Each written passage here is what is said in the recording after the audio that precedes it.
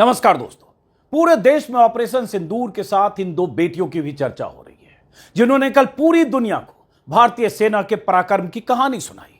Colonel Sophia Qureshi और wing commander Vyomika Singh, वो दो बेटियां जो ऑपरेशन सिंदूर की कामयाबी के बाद मीडिया के सामने आई और बता गई कि कैसे हमने पाकिस्तान में घुसकर आतंकियों के ठिकानों को नेस्तनाबूद किया है।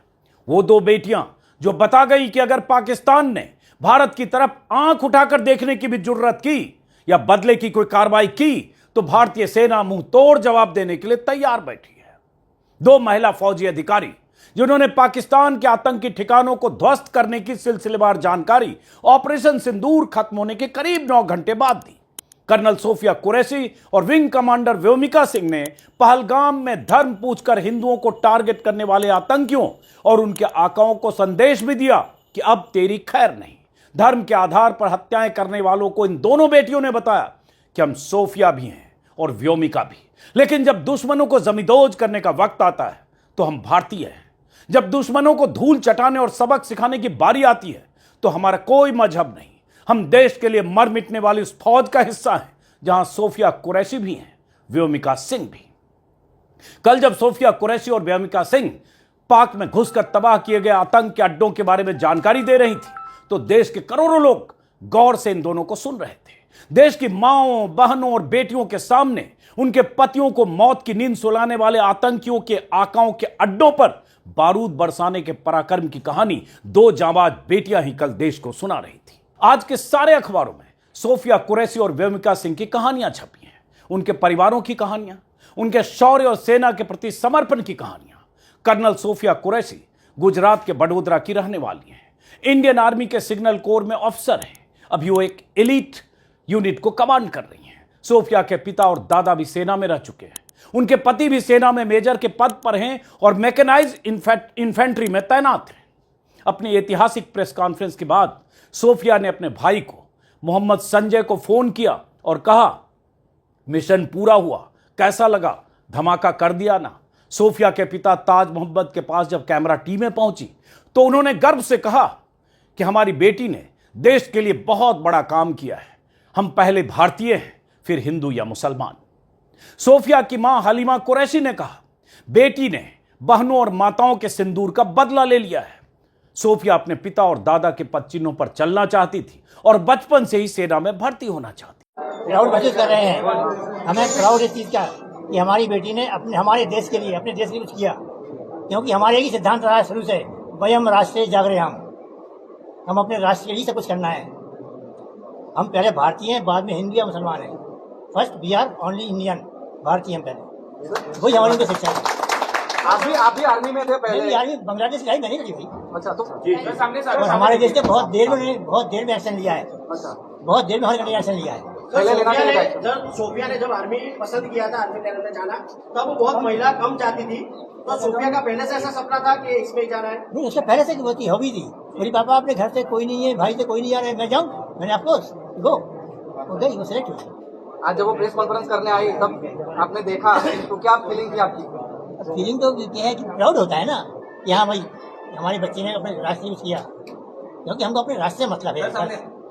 देखिए, सबसे पहले मैं ये कहूँगा, जिस तरह की घटना पहलगाम में हुई उससे ज्यादा निंदनीय कार्य कोई है ही नहीं और उसका जवाब बनता था। तो ये जो मोमेंट आज का है, ये देश के लिए, हमारी फैमिली के, हम सबके लिए, इससे प्राउड का मोमेंट नहीं हो सकता। I am proud to be Indian. Sofiya ji के बारे में थोड़ा बताइए। देखिए, सिस्टर का ऐसा है कि सबसे पहले सिस्टर ने की जो पढ़ाई है, मेरे फादर, हमारे जो दादा थे वो भी इंडियन आर्मी में थे, मेरे दादा जो थे वो इंडियन आर्मी में थे, उन्होंने पहले सर्व किया है। उनके बाद मेरे फादर, ये भी इंडियन आर्मी में रहे हैं, इन्होंने आर्मी में सर्व किया। तो आप देखना जाए तो आपकी पूरी जो लाइफ है हमारी, हम पले भी वही हैं, बड़े भी वही हैं, यानी जनरेशन से आप देखें तो खून में सिर्फ एक ही चीज है, देशभक्ति, कि देश की सेवा करनी। वही चीज को लेकर जब बच्चे आगे बढ़ते हैं, उस माहौल में बढ़ते हैं, तो उनके अंदर वो आने ही वाला है। सोफिया के पिता के मुताबिक पढ़ाई के दौरान ही एक दिन सोफिया ने कहा कि अभी हमारे परिवार से कोई सेना में नहीं है, तो क्यों नहीं मैं सेना में भर्ती हो जाऊं। अब तो सोफिया का बेटा समीर वायुसेना में भर्ती की तैयारी कर रहा है। सोफिया की बहन साइना एनसीसी में फायरिंग की गोल्ड मेडलिस्ट हैं, लेकिन वजन कम होने की वजह से सेना में भर्ती नहीं हो पाई। जुड़वा बहनें हैं, लेकिन 17 साल की उम्र में सोफिया सेना में भर्ती हुई थी। मीडिया रिपोर्ट्स के मुताबिक सोफिया कुरैशी की स्कूली शिक्षा वडोदरा के केंद्रीय स्कूल से हुई। उन्होंने एमएस यूनिवर्सिटी से बायोकेमिस्ट्री में मास्टर्स किया, फिर पीएचडी की तैयारी शुरू की, लेकिन 1999 में पीएचडी छोड़कर सेना में भर्ती हो गई। जब वो एकेडमी में आई तो कारगिल का युद्ध चल रहा था। 2001-2 में जब पंजाब सीमा पर सोफिया पोस्टेड थी, तब ऑपरेशन पराक्रम के दौरान उन्हें पहली बार कमांडर इन चीफ की तरफ से सम्मानित किया गया। 2006 में उन्हें डेमोक्रेटिक रिपब्लिक ऑफ कांगो में मिलिट्री ऑब्जर्वर के रूप में चुना गया और उनके काम की वहां बहुत तारीफ हुई। सोफिया कुरैशी 2016 में मल्टीनेशनल सैन्य अभ्यास को लीड करने वाली पहली भारतीय महिला अफसर बनी। उनके हिस्से में उनकी उपलब्धियों की लंबी लिस्ट है। कल सोफिया की जिंदगी का सबसे अहम दिन था, जब ऑपरेशन सिंदूर के बारे में दुनिया को जानकारी देने के लिए उन्हें चुना गया। प्रेस कॉन्फ्रेंस में विदेश सचिव विक्रम मिस्री के साथ सोफिया कुरैशी और व्योमिका सिंह जब प्रेस से मुखातिब थी तो पूरी दुनिया उन्हें गौर से सुन रही थी। व्योमिका सिंह की कहानी पर आने से पहले यह कहना जरूरी है कि सोफिया कुरैशी के नाम पर पूरा देश आज गर्व कर रहा है। घर घर में उनकी चर्चा हो रही है। उनकी तस्वीरों और कहानियों से अखबार के पन्ने रंगे पड़े हैं। लेकिन कभी आप सोचते हैं कि सोफिया कुरैशी उसी समुदाय, उसी जमात से आती हैं जिस पर देश का नफरती ब्रिगेड लगातार हमले करता है। सिर्फ नाम और मजहबी पहचान के आधार पर उन्हें टारगेट किया जाता है। उनकी देशभक्ति का बार बार इम्तिहान लिया जाता है। हर पर्व त्योहार के मौके पर उनके खिलाफ जहर उगला जाता है। उसी जमात से सोफिया कुरैशी आती है। मुझे नहीं पता आप में से कितने दर्शक नफरती प्रवृत्ति के हैं। अगर हैं तो अगली बार सिर्फ नाम और धर्म के आधार पर किसी को टारगेट करने से पहले सोफिया कुरैशी के बारे में जरूर सोचिएगा। और सोफिया कुरैशी ही क्यों, भारतीय सेना के जाबाजों की ऐसी लंबी लिस्ट है जिसमें हर धर्म, हर समुदाय के लोगों के नाम हैं। देश पर मर मिटने वालों में हिंदू भी हैं, सिख भी हैं, मुस्लिम भी हैं और ईसाई भी। अब्दुल हमीद को कौन भूल सकता है।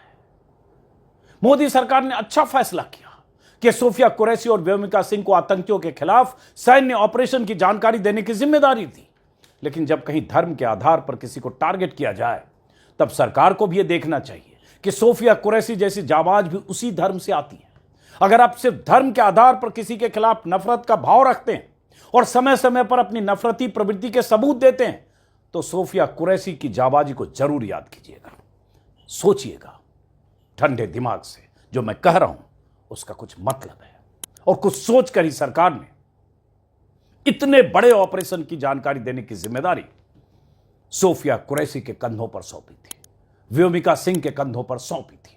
इसके साथ एक संदेश भी था, क्योंकि उन आतंकियों का जो मकसद था देश में धार्मिक आधार पर दंगे हो जाएं, उन आतंकियों का जो मकसद था कि पूछ पूछ कर हिंदुओं को मारो और उनकी पत्नियों को कहो कि जाकर सरकार को बताना, उनका मकसद यही था कि देश में हिंदू मुसलमान के बीच पहले ही राजनीतिक वजहों से, सियासी समीकरण की वजह से, चुनावी वजहों से खाई चौड़ी करने की कोशिशें, साजिशें होती है।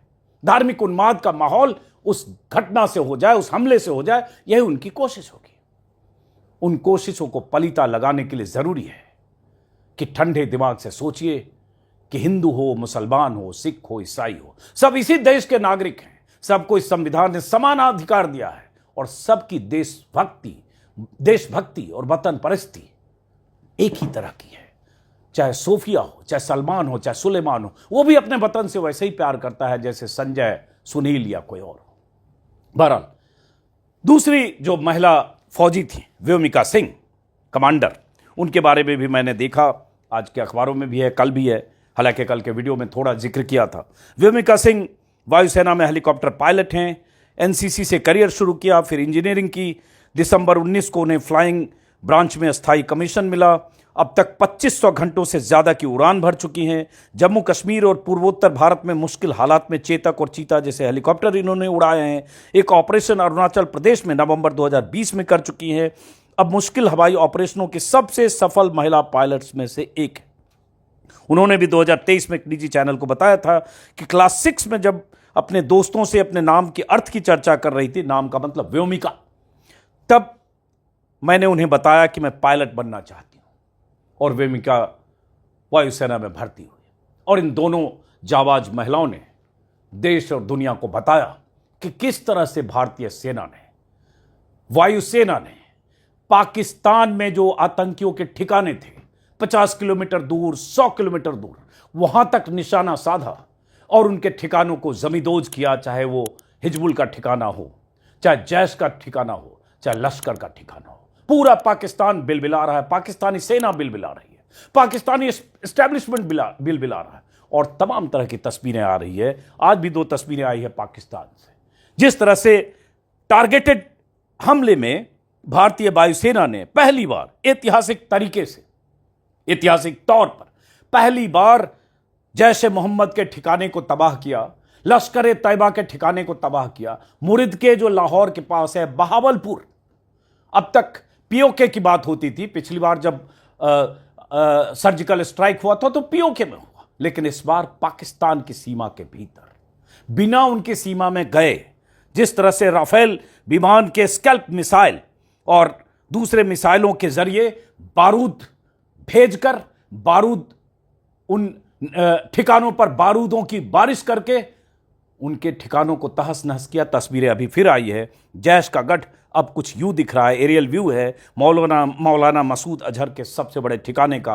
अगर देखेंगे, जहां से कुछ ही दूर पर बहावलपुर में पाकिस्तान आर्मी का बेस कैंप था, उस आतंकी और उनके आकाओं को भी अंदाजा नहीं था कि वायुसेना, भारतीय वायुसेना यहां तक सर्जिकल स्ट्राइक करेगी। तस्वीर में दिख रहा है पूरी इमारत, पूरा मरकज, सुभान अल्लाह, तहस नहस हो गया है।